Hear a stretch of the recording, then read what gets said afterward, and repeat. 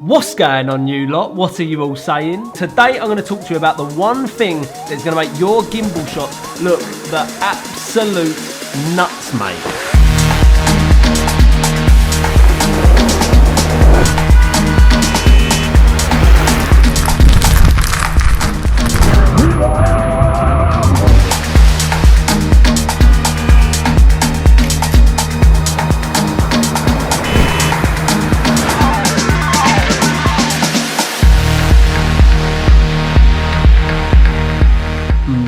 So people, that one thing that we're going to talk about today is the use of foreground. Having something in the foreground of your gimbal shots is so important because it really emphasizes that camera movement. Now, when you've got a camera on a gimbal, the whole point of having it on a gimbal is so that the camera can move freely, right? And you can actually have some kind of camera movement. Now, having something in the foreground emphasizes that camera movement and it makes your shot look so much more dynamic. I'm a really big fan of when something in the foreground kind of rushes past the camera as the camera either moves forward or moves back. Now you can see that I do this quite a lot with my POV shots when I push in and rotate the camera at the same time or pull out and rotate the camera at the same time. Now when you're doing a wide angle gimbal shot, the background doesn't really move too much. So if you allow a subject to move really close to the lens, it really gives a fast dynamic element to the shot. Now a very typical example of this is kind of revealing the background behind an object or a subject in the foreground. People use this quite a lot when they like peek behind walls or peek round a subject, round an object. But I really like to use that part of the foreground to my advantage to kind of really make that shot as dynamic as it can possibly be. So let's have a little bit of an example. This shot here in the desert, you can see that the camera is literally just pushing towards the right-hand side. All we've got is a simple camera track to the right.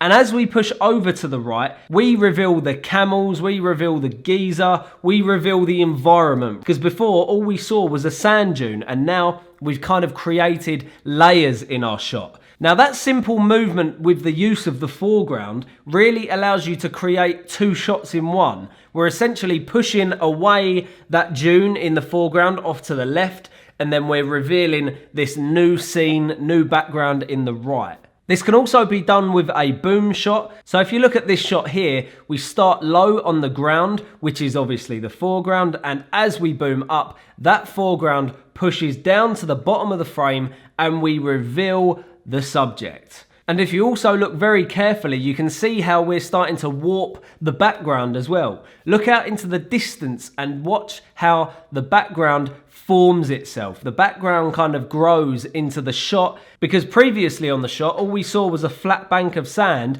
And now as we boom upwards, we're revealing that incredible environment in the background and it moves up into the frame, which I think is super dynamic. Same again here with this shot. As we boom up and pan left, we're losing that foreground. It pushes out of the way and we reveal the subjects. Now with a simple kind of booming up shot, you wouldn't really see any movement in this shot whatsoever unless we had that piece of foreground in there. So if we crop into the image a little bit here, the camera is booming upwards, but because there's nothing in the foreground, you can't really see any camera movement at all. So it completely ruins the whole point of using a gimbal. That shot might as well have been done on a tripod. But because we bring the camera low enough to the ground and we see the foreground and boom upwards, we reveal this amazing landscape as the foreground gets pushed down to the bottom of the frame. And you can see the exact same example here with this shot.